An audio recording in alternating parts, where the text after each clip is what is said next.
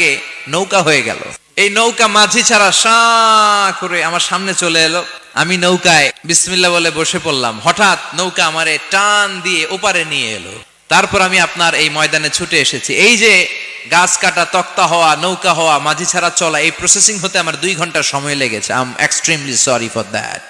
নাস্তিক নেতা বলে তোকে ইমাম গাঞ্জা খাইছে, তোদের ইমাম মজনুন জুন্না আলাই, মাথার তার সিরা নিয়ে যা। ইমাম আবু হানিফা বললেন, ময়দানে আমারে গালি দিলেন কেন?